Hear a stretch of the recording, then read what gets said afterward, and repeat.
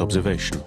Ram still hasn't moved. What is almost unbelievable is the fact that this child manages to stay in the same position during waking hours and sleeping hours. Try sitting for 30 minutes or an hour, 3 hours, not moving, just concentrating. And within 24 to 36 hours, where the skin surface reaches the contact point of where you're sitting, you will get damage to that skin area. And the formation of what we know in the Western world is called a pressure sore. It is the most challenging thing he's doing it. Incredible. A few hours later, he begins fidgeting and jerking.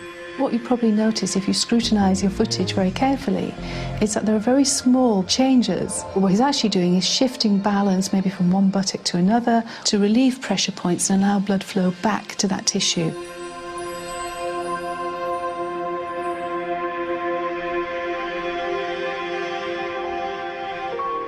As the sun sets, 60 hours into filming, and the committee take a tighter stranglehold, we find ourselves back with the family whose devotion for Ram remains undiminished. There are many that have altered their life to be in his presence. Some have never been home since arriving. Please stay here a couple of days and feel for yourself. It's wonderful. We have lived here eating only once a day for many months.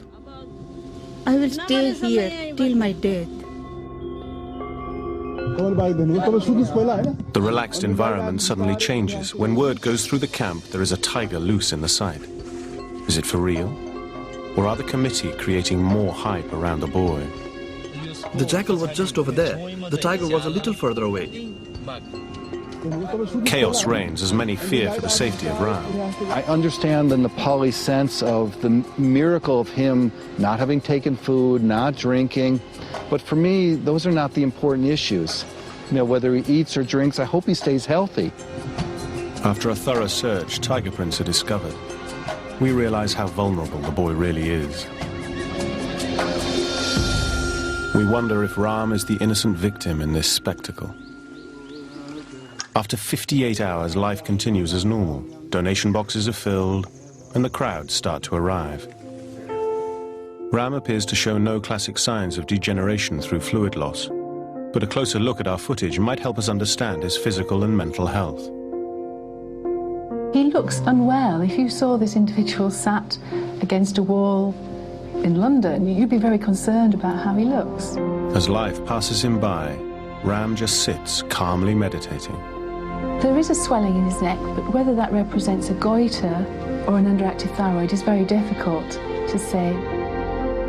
Having a severely underactive thyroid would mean that your metabolic rate is incredibly low, which means that you can survive for a very long time without food and fluid. It almost looks like you can see the ribs showing through, and that would represent quite advanced starvation, and you started to waste away the muscles between the lungs, between the rib cages. Probably sat in that position well away from individuals is the safest thing for him in order to prevent an infection that could ultimately kill him. Is Ram now a victim of his own success, being slowly starved to death for profit? Only time will tell. This could turn out to be a very sad story. Well.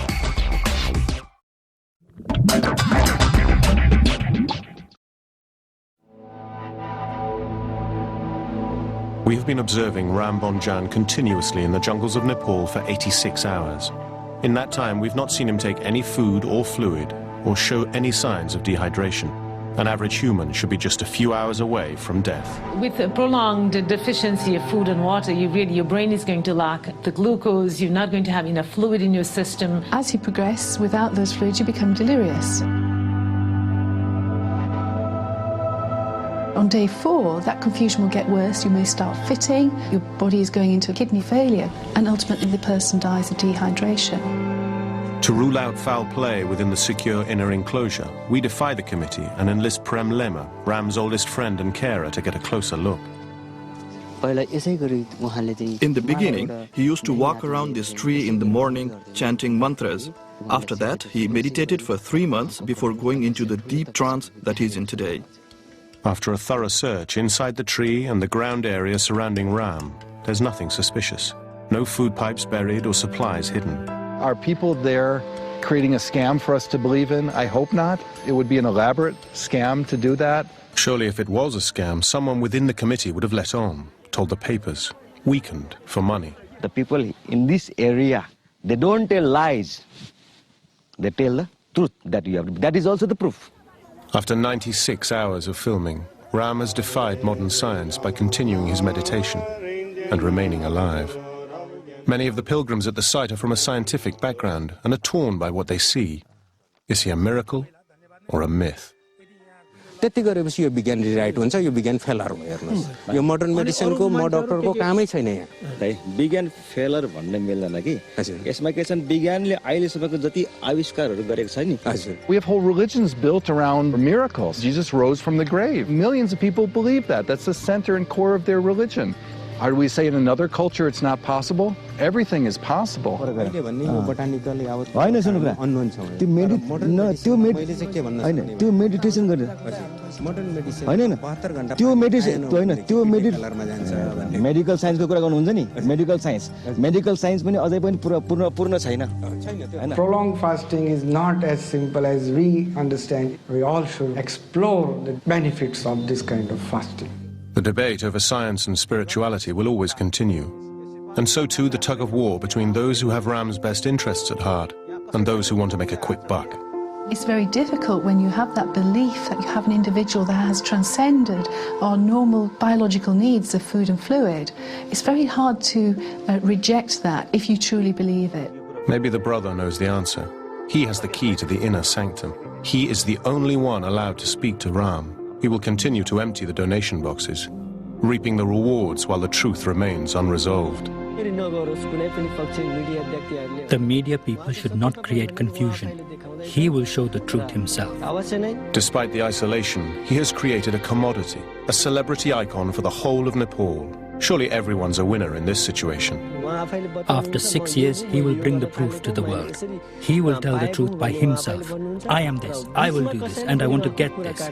I appeal to all the people in the world not to talk and say bad things about him.